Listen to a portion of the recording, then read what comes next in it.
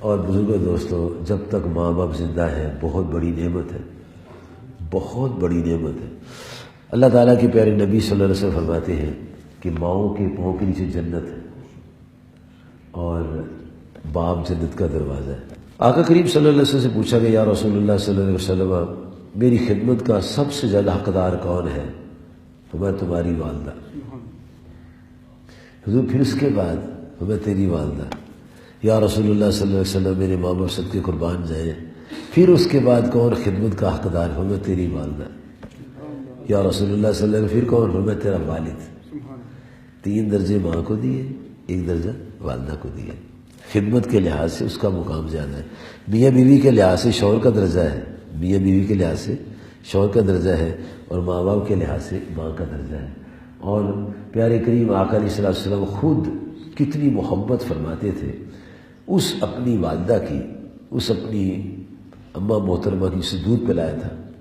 آپ سرکار صلی اللہ علیہ وسلم چادر بچھا دیتے تھے اور اماں حلیمہ سعدیہ اس پر بٹھاتے تھے، اور بڑے ہی محبت اور بڑے شفقت سے باتیں ان کی سنتے تھے، اور بڑے پیار اور شفقت سے ان کو روانہ فرماتے تھے۔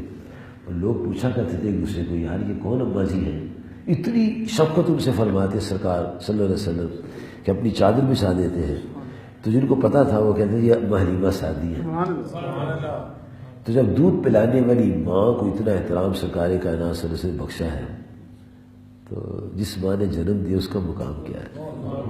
پیارے نبی کریم صلی اللہ علیہ وآلہ مبارک وسلم کی ذات پاک نے فرمایا، ماں باپ کی خوشی میں اللہ کی خوشی ہے، اور ماں باپ کی ناراضگی میں اللہ کی ناراضگی ہے۔ اور بزرگان دین جو بڑے بڑے بزرگ ہوئے، جیسے حضرت خواجہ بایزید بستانی رحمۃ اللہ تعالیٰ، بہت بزرگ بڑے ہوئے، بڑے نیک آدمی ہوئے، اور ماں کی خدمت کرتے کرتے دنیا سے تشریف لے گئے۔ ایک رات خواجہ صاحب کی اماں محترمہ فرماتی، بیٹا کیا کرنے لگے ہو؟ اماں جی میں نفل پڑھنے لگا ہوں۔ میں بات سنوں، میں ذرا نیند لینا چاہتی ہوں تو اپنا ہاتھ میرے سر کے نیچے رکھ دوں۔ تو ماں فرماتی میں نفل پڑھنا چاہتا تھا، انہوں نے مجھے یہ فرما دیا، تو میرے دل نے فتویٰ دیا یہ بھی عبادت ہے، وہ بھی عبادت ہے، وہ اپنے لیے ہے، یہ خدا کے لیے۔ نفل اپنے لیے ہے، ماں کی خدمت خدا کے لیے۔ فرماتے میں نے اپنی اماں جی کے سر کے نیچے ہاتھ رکھ دیا، اور یہ پوچھنا یاد نہ رہا کہ ماں جی جب آپ سو جائیں تو ہاتھ نکال لوں، یہ پوچھنا یاد نہ رہا، نہ اماں جی نے بتایا، بس ہاتھ کے اوپر سر رہا۔ اور اب سوچتے ہیں میں کروں تو کیا کروں۔ انہوں نے ادھر خدمت ماں میں مصروف رہے، ادھر سورۃ اخلاص کی تلاوت شروع کر دی، ساری رات سورۃ اخلاص پڑھتے رہے۔ اور جب تہجد کے وقت ان کی والدہ محترمہ بیدار ہوئی تو ہاتھ سن ہو چکا تھا، کام نہیں کرتا تھا۔ جب آپ کا وصال ہوا تو احباب نے آپ کو اعلی علیین میں دیکھا پرواز کرتے ہوئے۔ پوچھا یا حضرت اتنا بلند مقام آپ کو کیسے ملا ہے؟ فرمایا نماز، روزہ، حج، زکوٰۃ، جہاد اور دیگر نیک اعمال کے جو انعامات ہیں وہ اور انعامات ہیں، لیکن یہ جو انعام ہے یہ ماں کی خدمت کا صدقہ ہے۔ سبحان اللہ، سبحان اللہ۔ میں نے ماں کی خدمت کی ہے، اللہ پاک اس کے صلے مجھے عطا فرمایا۔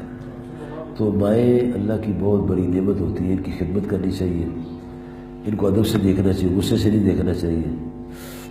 لیکن آج کے اس دور میں بڑا صدمہ ہے، ایک ماں ایک باپ 7، 8، 9، 10 بچے پال لیتے ہیں، لیکن 9 بچے ایک ماں نہیں پال سکتی۔ 9 بچے ہیں، ماں نے پالے، باپ نے پالے ہیں۔ اب 9 بچے جب بڑے ہو گئے، ماں باپ بوڑھے ہو گئے، اپنے تو رکھ اپنی ماں، تو اپنے کو رکھ، مینا میں رکھا تو مینا رکھ، لو دے۔ اب کیا وقت آ گیا، اس نے 9 پال دیے، اب 9 ایک کو پالنے سے پریشان ہے۔ وہ خوش نصیب وہ بچہ ہے جس کے پاس بڑھاپے کے عالم میں اس کے ماں باپ رہتے ہیں، اور وہ جنت ہے ان کی جس کے پاس ہوتے ہیں، اور وہ خوش نصیب ہے جو ان کی خدمت کرتا ہے۔